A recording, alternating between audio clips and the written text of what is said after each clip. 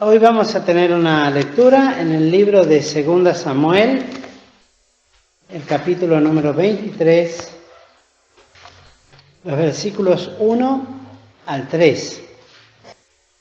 Una vez ubicada la lectura, vamos a leerla. Dice: estas son las postreras palabras de David. Dijo David, hijo de Isaí: dijo aquel varón que fue levantado alto, el ungido del Dios de Jacob, el suave en cánticos de Israel. El Espíritu de Jehová ha hablado por mí, y su palabra ha sido en mi lengua. Hasta aquí esta primera lectura. Y continuando con toda esta serie de pensamientos que venimos trayendo, lo venimos haciendo muy lentamente, pero que han de servirnos para todo aquel que quiera seguir estudiándolo luego, es en todo lo que hace a la inspiración, por el momento, de la palabra de Dios. En este caso, lo que vamos a considerar hoy es la primera parte. Hay dos pensamientos, dos tesis realizadas, verdaderas, con respecto a la inspiración verbal y la plenaria. En este caso, vamos a hablar de la inspiración verbal de Dios con respecto a las Sagradas Escrituras. Pero antes de desarrollar el tema, debemos decir, como definición, ya hemos dado la definición en lecciones anteriores con respecto a lo que se entiende por inspiración divina, y verbal lo que queremos significar es que el Espíritu Santo inspiraba tanto, en primer lugar, los temas y las ideas a quedar registradas por los santos hombres de Dios en la sagrada y bendita palabra de Dios, y también inspiraba las palabras en que eran declaradas, desarrolladas y escritas. Esta es la definición más clara, podemos decir, de este sentido de inspiración verbal.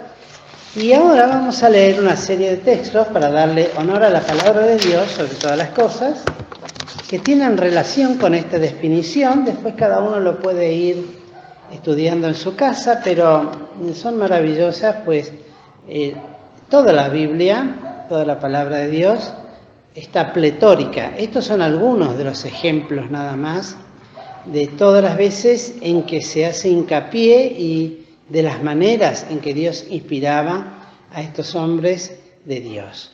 Vamos a leer en Josué capítulo 1. Rápidamente lo vamos a hacer para no perder tiempo, pero sí leerlo, porque si no quedaría solamente como mención del texto, pero vamos a leerlo. En Josué 1:1 dice: y aconteció después de la muerte de Moisés, siervo de Jehová, que Jehová habló a Jehová, hijo de Nun, Josué, ¿qué dije? José. Jehová, perdón. Que Jehová habló a Josué, hijo de Nun, ministro de Moisés, diciendo. Y luego, lo que en este versículo se relata y se expresa y lo escribe Josué mismo, es el hecho de que Jehová es el que le habló. Es el que le inspira luego a escribir todo lo que ha de relatarse en el libro de Josué. En Isaías, un texto ya conocido, capítulo 6, desde el versículo 8 al 10, encontramos también otras definiciones que nos hacen referencia a este tema. Isaías 6, capítulo 6, verso 8, dice: después oí la voz del Señor que decía, es el profeta hablando, y debemos decir que Isaías por lo menos 20 veces a lo largo de las Escrituras, hace mención que sus escritos son las palabras de Jehová. Lo deja bien asentado para todas las posteridades y sabemos bien que uno de los últimos hallazgos en los últimos tiempos del siglo pasado, antepasado, mejor dicho ya casi, fueron los libros en las cuevas de Qumran, del libro de Isaías, que maravillosamente eran casi de forma textual, como lo tenemos nosotros en la palabra de Dios en nuestras Biblias, los escritos de Isaías. Y él 20 veces, por lo menos, o de alguna manera hace referencia de que fue Dios el que le habló para que él pudiera registrar, y dice: después oí la voz del Señor que decía, y esto ya aún siempre lo aplicamos en el sentido más profético eterno de la ofrenda de Cristo en sí mismo y de esa conversación que se la atribuye a la Trinidad en la eternidad antecedente, al decir: ¿a quién enviaré y quién nos irá? Recuerden que una de las cosas que tenía la inspiración y las revelaciones de Dios es que pueden tener carácter presente, en este caso era para el mismo profeta, que Dios le preguntaba esto, y el profeta escribía y hablaba con respecto a lo que el Espíritu le inspiraba, y se refería justamente a aquella conversación eterna en Dios, cuando tienen que ofrecer al Hijo. Y entonces vemos cómo se conjugan, ¿no?, estas cosas y la inspiración y lo que decíamos recién. Entonces respondí yo, y eso lo hace Isaías, pero lo hizo antes el Señor Jesús en la eternidad: heme aquí, envíame a mí. Y dijo, y esto es lo importante también de la inspiración verbal, es que los siervos que el Señor escogía no perdían en ningún momento su conciencia o entraban en un estado de éxtasis subliminal que ya no entendían más nada, solamente es como que flotaban en una burbuja, sino que hasta mantenían una conversación digna y honorable, por supuesto, y honrosa con el Padre Celestial. Lo vamos a ver en otras lecturas.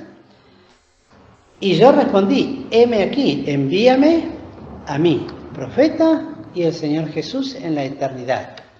Y hasta uno podría llegar a tener esta experiencia del llamado de Dios para determinado servicio en la obra, sea cual fuera el ministerio que quisiera ejercer o que sintiera del Señor o que el Señor le guiara, y esto sería una respuesta aún de Dios para el alma, el creyente, que humildemente busca en Dios la respuesta para su necesidad, ¿no? Y heme aquí, envíame a mí, la disposición. Y dijo: anda y di a este pueblo, oíd bien y no entendáis, ved, por cierto, mas no comprendáis, engruesa el corazón de este pueblo y agrava sus oídos, y etcétera, etcétera, para que ni se conviertan ni haya en él sanidad. Y yo, miren, me salté alguna palabra, pero porque no tengo el pedacito de Biblia y no sé. Y yo dije: ¿hasta cuándo, Señor? Es una conversación. Y respondió él: hasta que las ciudades estén asoladas y sin morador, etcétera, etcétera. Hasta que Jehová hubiera echado lejos los hombres, etcétera, etcétera, pues aún quedará en ella una décima parte, etcétera, etcétera. Hay toda una correspondencia consciente, cabal, pero a la vez totalmente sometida voluntariamente a recibir de Dios, declarar que es la voz de Dios, que es Dios el que habla y que ahora Él escribe conforme las palabras de Dios. Jeremías 16, un poco más adelante, Jeremías 16, versos 1 y 2. Debemos aclarar que Jeremías por lo menos 100 veces en el libro repite, así dice Jehová. 100 veces lo repite, casi 100 veces, o sus similares en cuanto a esta afirmación. Jeremías 16, 1 y 2 dice, y fue a mí palabra de Jehová. Esa conciencia total de que recibían la voz de Dios, ¿no? Nosotros, por supuesto, tenemos la palabra escrita y ya revelada, pero estos siervos necesitaban esta guía, esta dirección, esta inspiración, y tenían que, imagínense la responsabilidad espiritual que llevaba este hecho, pues tenían que dejar registrada la palabra que tenemos hoy. Y no tenía que haber ni más ni menos, tenía que ser textualmente lo que Dios quería que sea. Por lo tanto, también lo dice en el... y le da un mandamiento, ¿no? No tomarás para ti mujer, ni tendrás hijos ni hijas en este lugar. O sea, decíamos entonces que no era una cuestión de enajenación, sino que le daba profecías concretas y escogía la palabra, el modo y aún las figuras que tenían que quedar registradas para el pueblo de Dios y para nosotros. Es notable esto, como el Señor se ocupa perfectamente de todas las cosas. Y aún en estos aspectos que los profetas son conocidos en las Escrituras por todo buen lector de ellas, de las cosas a las cuales Dios les enviaba a hacer y ellos tenían que hacerlas. Jeremías es uno de ellos. La cantidad de cosas que tenían que hacer para que el pueblo vea y tiempo tenían que pasar en determinadas condiciones y situaciones. Y esa era la palabra de Dios. Y era, por decirlo de alguna manera, para entenderlo hoy, una enseñanza audiovisual. Audio porque tenían que oír la palabra de Dios por boca del profeta, y visual porque les representaban por los distintos profetas. Algunos no tomando mujer, otros tomando mujeres prostitutas, otros enviudaban, y así podríamos, y lo hacían fielmente. Eso nos da la idea también de lo consustanciados que estaban con la voluntad, el entendimiento en ellos, por ellos y a través de ellos, de Dios para con el pueblo. Y no había en ellos duda alguna. Y en el 18 de Jeremías nos dice la palabra que fue a Jeremías de Jehová diciendo, levántate. Otra vez vuelve a repetir, ¿no? La palabra de Jehová. Vete a la casa del alfarero. Mandamiento, de que vaya a un lugar.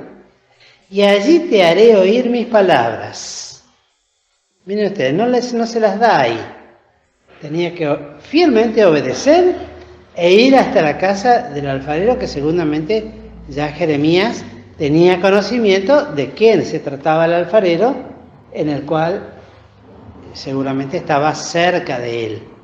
No dice acá ni el nombre del alfarero, ni dónde se hallaba el alfarero, nada. Pero tenía que ir a la casa del alfarero. Y va. Y descendía a la casa del alfarero. Y aquí que él hacía sobre la rueda, todos conocen cómo es la alfarería, se sigue utilizando el mismo método, y el vaso que él hacía de barro se quebró en la mano del alfarero. Y tornó e hízolo otro vaso, según que al alfarero pareció mejor hacerlo. Y cuando Jeremías ve esto, le queda, por supuesto, la imagen vista, estaba ahí no por voluntad propia, sino que obedeciendo a la palabra de Dios, y va a ver qué es lo que Dios tenía que decir, porque así le dijo, una vez allí, ahí te diré y le declararé. Entonces fue a mí palabra de Jehová, otra vez, diciendo: ¿no podré yo hacer de vosotros como este alfarero, oh casa de Israel, dice Jehová? He aquí que como el barro en la mano del alfarero, así sois vosotros en mi mano, oh casa de Israel. Y de ahí surge también ese corito iluminado para el escritor: yo quiero ser, oh Dios amado, como el barro en manos del alfarero. Rompe mi vida, hazme de nuevo. Yo quiero ser un vaso nuevo. Bueno, esto era para Israel, pero también es para nosotros. Inspiración verbal, visual, pero verbal. Lo que vio, lo escribió. Y luego Dios le dice: bueno, así dice Jehová. Si hacías el alfarero con un vaso de barro, cuánto más yo, parafraseando ahora, ¿no? Puedo hacer con mi pueblo algo nuevo. ¿Y cómo no lo va a poder hacer también con cada uno de nosotros cuando ese barro que tiene que ser totalmente destruido, ese vaso viejo en nosotros, esa vieja naturaleza que debe ser crucificada permanentemente para que dé lugar al nuevo vaso? Hablando de ese tesoro que está en nosotros, bendito, divino, que es la nueva criatura, el nuevo ser que Él tiene que ir formando en nuestro carácter. Palabra inspirada verbalmente para que llegue hasta nosotros y a nuestros hijos y a los hijos de nuestros hijos hasta el día en que el Señor venga a buscarlos. Y lo más probable, y ahora haciendo una proyección de futuro, esta misma palabra se ha de predicar nada más y nada menos que en el reino del milenio, cuando los judíos prediquen el Evangelio y hablen de estas cosas, porque ahí es cuando Dios realmente va a cumplir esta promesa. Va a ser un vaso nuevo de Israel, lo que siempre quiso hacer con su pueblo. Hechos 1.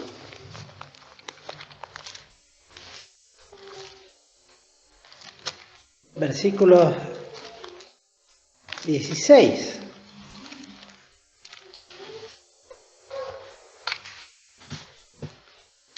Dice así: varones hermanos, ya estamos en la era del Nuevo o en la dispensación del Nuevo Testamento, de la gracia. Varones hermanos, convino que se cumpliese la Escritura, la palabra de Dios, la cual dijo antes el Espíritu Santo. ¿Por qué? Por la boca de David. Miren la importancia, y así queda establecido cuando leemos detenidamente cómo resalta esta realidad en la boca de David, que en las postreras palabras de David lo dice así, ¿no? Que él era el ungido de Dios. Eso lo resalta. Ungido, sabemos, aquel que tenía la presencia del Espíritu Santo en su corazón, que fue ungido por el profeta, por Samuel. ¿Se acuerdan cuando lo fue a buscar y lo hizo llamar detrás del ganado, de las ovejas? Aquel joven pastorcito. Él fue ungido, tenía el Espíritu Santo. Y consciente toda su vida de eso, en algún momento clama cuando pecó e hizo lo malo delante de Dios: y no quites de mí tu Santo Espíritu. El valor que le daba esto y el total entendimiento y conocimiento. Y realmente, hermanos queridos, es de tomar ejemplo, porque para nosotros, como una breve exhortación, cuánto deberíamos orar, cuánto yo debería orar para poder tener seguridad que al decir algo sea la palabra de Dios. Que de mi boca salga palabra de Dios cuando me refiero a la palabra de Dios. O cuando quiero exhortar, o cuando quiero edificar, o cuando quiero consolar, o cuando quiero intermediar en alguna situación. Tener la plena seguridad, si no, más vale cerrar la boca. y remitirse a Dios en oración. Por eso siempre insistimos que las asambleas debemos venir en oración, no con un pensamiento ya armado de que voy a decir esto. Eso es la palabra de Dios, porque la pregunta sería la siguiente: esto, por supuesto, lo de las Escrituras ya está terminado, pero la obra del Espíritu, por su palabra en nuestros corazones, ¿dejó de ser vigente como para que nosotros digamos, bueno, yo ahora hablo por lo que entiendo, conozco, o me parece, o siento, o tengo el sentir? Y a veces se habla desde la base de los sentimientos, que pueden ser muy nobles, como le pasó a Pedro cuando no quería que el Señor... La pregunta sería, ¿esas palabras fueron inspiradas por Dios en su boca? Después escribió las epístolas. Pero en el momento que le decía, Señor, ten cuidado de ti mismo, que ninguna de estas cosas te acontezca. Qué hermosa expresión de amor. Pero a Cristo, tal cosa, discerniendo, entendiendo y descubriendo el origen, por supuesto, porque nada le era oculto, le tiene que decir, apártate de mí, Satanás, porque tales palabras, y eso nos habla a nosotros, el cuidado que debemos tener y la prudencia también, y aún el cuidado de que nuestros pensamientos y aún nuestro hablar podamos decir, esto es la palabra del Señor para esta situación. Por eso siempre se busca que todo argumento que uno pueda dar no solamente tenga un texto, que a veces puede ser uno suficiente, pero que se aplique al conjunto de la palabra de Dios.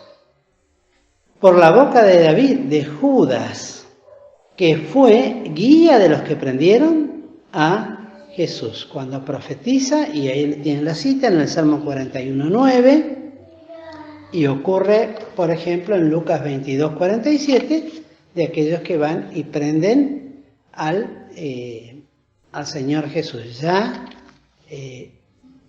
el salmista que decía, y ahora lo vamos a volver a leer para finalizar, el Señor habló por mí. La palabra de Dios fue en mi boca.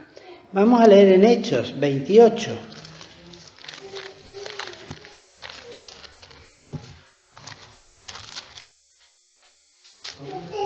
Hechos 28, versículos 25 a 27. Y como fueron entre sí discordes, se fueron. Esto me hizo acordar tantas cosas. Diciendo Pablo, esta palabra, bien ha hablado el Espíritu Santo por el profeta Isaías a nuestros padres. Cita nuevamente a Isaías y la total y absoluta autoridad de la palabra que fue Isaías y que él escribió. Del 26 al 27 se vuelve a repetir algo que ya hemos leído, de endurecer el corazón y el entendimiento y no apercibirse de estas cosas. Qué notable, qué triste que es, ¿no?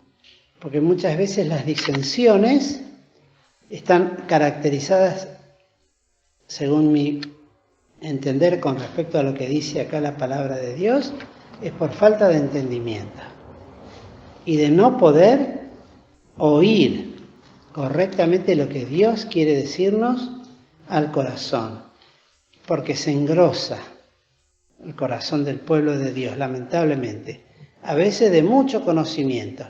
Perfecto, es bueno conocer la palabra de Dios y es correcto, pero cuando se le da solamente lugar al conocimiento y no a la humillación, a la sujeción y a la dependencia de Dios, de guiarnos por su palabra y en su palabra, con todos los aspectos que esto implica, sucede esto.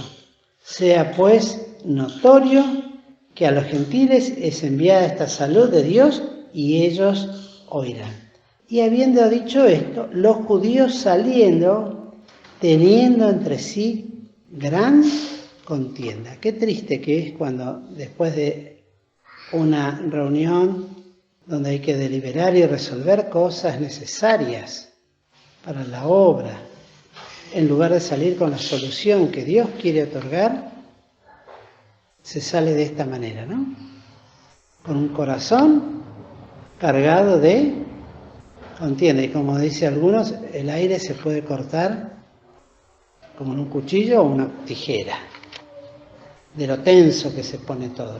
Y cuando sucede eso, con toda seguridad es que no está presente en forma actuante, digo, porque está en el corazón de los creyentes, pero no está en libertad el Espíritu Santo. Y sí se nota cuando hay total libertad del Espíritu y el sometimiento de la congregación a la obra del Espíritu, porque el resultado lo hemos comprobado, es totalmente distinto. Salimos del lugar con un corazón verdaderamente llenos ¿de qué? No de contienda, sino de alabanza y gozo a nuestro bendito Salvador y Dios. Y por último, en 1 Timoteo 4:7,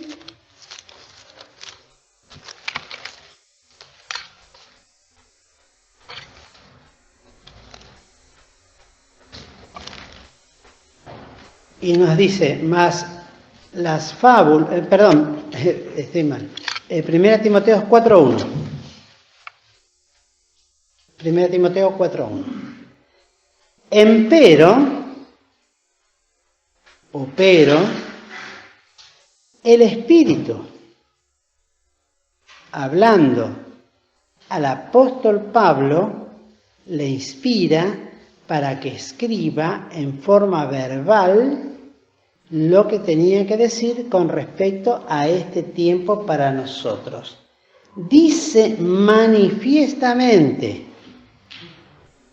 que en los venideros tiempos habrá algunos que apostatarán de la fe, escuchando a espíritus de error y a doctrinas de demonios. Entonces, queridos hermanos, tal actividad que obra el Espíritu en el corazón, en la vida de estos siervos de Dios, no eran meros autómatas, como máquinas, haciendo solamente para lo que fueron programados. Eso es una automatización. Por ejemplo, en una fábrica es cuando uno ve los robots que arman un auto, que salen brazos de todos lados, le ponen y va pasando. Bueno, eso es una automatización. Los siervos de Dios estaban plenamente conscientes, participaban de una profunda, genuina y real comunión espiritual con aquel que los había escogido para ser hechos instrumentos en sus manos, a los cuales les podía hablar y ellos tenían la disposición de ofrecerse. Y Dios era el que ponía la palabra en sus bocas. Recordemos la experiencia de Moisés, por ejemplo, cuando Dios se lo tiene que decir. Podemos leer en Éxodo capítulo 4, y con esto sí, ahora sí terminamos, pero que nos enseña en Éxodo capítulo 4, cuando Dios lo llama a Moisés al ministerio. Éxodo 4, verso 12, dice: ahora pues ve que yo seré en tu boca y te enseñaré lo que hayas de hablar. Este pasaje está entre todas las veces, y yo lo tengo anotado así ya de tiempo que se estudiaron la vida de Moisés. Esta es la quinta oportunidad en que Moisés le presenta las dudas y sus temores a Dios, diciéndole: ay Señor, esa conversación con Dios, ay Señor, envía por mano del que has de enviar, pero no me envíes a mí. Y se enojó Dios con Moisés. Y en el 15 le dice: tú hablarás a él, refiriéndose a Aarón, y pondrás en su boca las palabras, y yo seré en tu boca y en la suya, y os enseñaré lo que hayáis de hacer. Y él hablará por ti al pueblo, y él te será a ti en lugar de boca, y tú serás para él en lugar de Dios. Hermanos queridos, no hay mucho más para agregar, que nos sirvan estos